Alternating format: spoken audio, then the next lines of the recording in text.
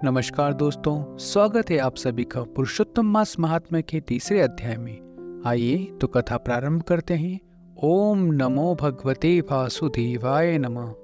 ऋषिगण बोले, हे महाभाग, नर के मित्र नारायण नारद के प्रति जो शुभवचन बोले वह आप विस्तार पूर्वक हमसे कहें। सुत जी बोले, हे द्विजोत्तम, नारायण ने नारद के प्रति जो सुंदर वचन कहे वह जैसे मैंने सुने हैं वैसे ही कहता हूँ, आप लोग सुने। नारायण बोले, हे नारद, पहले महात्मा श्री कृष्णचंद्र ने राजा युधिष्ठिर से कहा वह मैं कहता हूँ, सुनो। एक समय धर्मराज युधिष्ठिर छल प्रिय धृतराष्ट्र के दुष्ट पुत्र द्वारा द्रुत क्रीड़ा में हार गए। सबके देखते देखते अग्नि से उत्पन्न हुई धर्मपरायण द्रौपदी के बालों को पकड़कर दुष्ट दुशासन ने खींचा और खींचने के बाद उसके वस्त्र उतारने लगा। तब भगवान श्री कृष्णचंद्र ने उसकी रक्षा की। उसके बाद पांडव राज्य को त्याग कर कामाख्य वन को चले गए। वहां अत्यंत कलेश से युक्त वे वन के फलों को खाकर जीवन बिताने लगे। जैसे जंगली हाथियों के शरीर में बाल रहते हैं, इसी प्रकार पांडवों के शरीर में बाल हो गए। इस प्रकार दुखित पांडवों को देखने के लिए भगवान देवकी सुत मुनियों के साथ कामाख्य वन में गए। उन भगवान को देखकर मृत शरीर में पुनः प्राण आ जाने की तरह युधिष्ठिर, भीमसेन, अर्जुन आदि प्रेम विहल होकर सहसा उठ खड़े हुए और प्रीति से श्री कृष्ण के गले मिले और भगवान के चरण कमलों में भक्ति से नमस्कार करने लगे। द्रौपदी ने भी धीरे धीरे वहां आकर आलस से रहित होकर भगवान को शीघ्र नमस्कार किया। उन दुखी पांडवों को मृग के चर्म के वस्त्रों को पहने देख और समस्त शरीर में धूल लगी हुई, रूखा शरीर, चारों तरफ बाल बिखरे हुए, द्रौपदी को भी उसी प्रकार दुर्बल शरीर वाली और दुख से घिरी हुई देखा। इस तरह दुखी पांडवों को देखकर वे अत्यंत दुखी हुई। भक्तवत्सल भगवान धृतराष्ट्र के पुत्र को जला देने की इच्छा से उन पर क्रुद्ध हुई। विश्व की आत्मा बाहों को चढ़ा गुरेर कर देखने वाले, करोड़ों काल के कराल मुख की तरह मुख वाले, धधकती हुए प्रलय की अग्नि के समान उठे, दांतों को भींचते हुए जोर से दबाकर तीनों लोगों को जला देने की तरह ऐसे उद्यत हुए जैसे सीता जी के वियोग में संतप्त भगवान श्री रामचंद्र को रावण पर क्रोध आया था। इस प्रकार भगवान को क्रोधित देखकर कांपते हुए अर्जुन कृष्ण को प्रसन्न करने के लिए द्रौपदी, धर्मराज तथा और जो भी लोग वहां उपस्थित थे अनुमोदित होकर शीघ्र हाथ जोड़कर उनकी स्तुति करने लगे। अर्जुन बोले, हे कृष्ण, हे जगत के नाथ, हे नाथ, मैं जगत के बाहर नहीं हूँ, आप ही जगत की रक्षा करने वाले हैं। हे प्रभु, क्या मेरी रक्षा आप न करेंगे? जिनके नेत्र के देखने से ब्रह्मा का पतन हो जाता है, उनके क्रोध करने से क्या नहीं हो सकता? यह कौन जानता है कि क्या होगा? हे संहार करने वाले, क्रोध का संहार कीजिए। हे तात के पात, हे जगतपति, आप ऐसे महापुरुषों के क्रोध से संसार का प्रलय हो जाता है। संपूर्ण तत्व को जानने वाले, सर्व वस्तुओं के कारण वेद और वेदांग के बीच आप साक्षात श्री कृष्ण हैं। मैं आपकी वंदना करता हूँ। आप ईश्वर हैं। इस चराचर संसार को आपने उत्पन्न किया है। सर्व मंगल के मांगल्य और आप सनातन के बीज रूप हैं। इसलिए एक के अपराध से अपने बनाए समस्त विश्व को आप नाश कैसे करेंगे?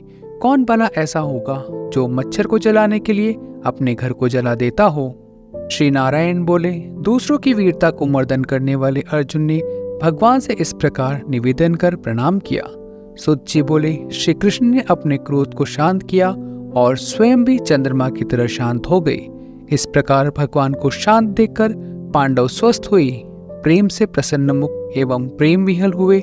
सबने भगवान को प्रणाम किया और जंगली कंद मूल फल आदि से उनकी पूजा की। नारायण बोले, तब शरण में जाने योग्य भक्तों के ऊपर कृपा करने वाले श्री कृष्ण को प्रसन्न जान विशेष प्रेम से भरे हुए नम्र अर्जुन ने बारंबार नमस्कार किया और जो प्रश्न आपने हमसे किया है वही प्रश्न उन्होंने श्री कृष्ण से किया। इस प्रकार अर्जुन का प्रश्न सुनकर श्री कृष्ण क्षण मात्र में सोचकर अपने सहृदय पांडवों को और व्रत को धारण की हुई द्रौपदी को आश्वासन देते हुए वक्ताओं में श्रेष्ठ श्री कृष्ण पांडवों से हितकर वचन बोले। श्री कृष्ण बोले, हे राजन, हे महाभाग, हे विभत्से, अब वह मेरा वचन सुनो। आपने यह प्रश्न अपूर्व किया है। आपको उत्तर देने में मुझे उत्साह हो रहा है। इस प्रश्न का उत्तर गुप्त से भी गुप्त है, ऋषियों को भी नहीं विदित है। फिर भी हे अर्जुन, मित्र के नाते अथवा तुम हमारे भक्त हो, इस कारण से हम तुम्हें कहते हैं। हे सुव्रत, वह जो उत्तर है वह अति उग्र है, अतः क्रम से सुनो। चैत्रादि जो 12 मास है, निमेष महीनों के दोनों पक्ष, घड़ियां, प्रहर, त्रिप्रहर, 6 ऋतुएं, मुहूर्त, दक्षिणायन और उत्तरायण, वर्ष, चारों युग, इसी प्रकार प्रारार्ध तक का जो काल है, यह सब और नदी, समुद्र, तालाब, कुएं, बावली, गढ़ैया, सोते, लता, औषधियाँ, वृक्ष, बांस आदि, पेड़, वन की औषधियाँ, नगर, गांव, पर्वत, पुरियाँ, ये सब मूर्ति वाले हैं और अपने गुणों से पूजे जाते हैं। इनमें ऐसा कोई अपूर्व व्यक्ति नहीं है जो अपने अधिष्ठान देवता के बिना रहता हो। अपने अपने अधिकार में पूजे जाने वाले ये सभी फल को देने वाले हैं। अपने अपने अधिष्ठान देवता के योग के महात्म से ये सब सौभाग्यवान हैं। हे पांडुनंदन, एक समय अधिक मास उत्पन्न हुआ। उस उत्पन्न हुए असहाय निंदित मास को सब लोग बोले कि यह मल मास सूर्य की संक्रांति से रहित है, अतः पूजने योग्य नहीं है।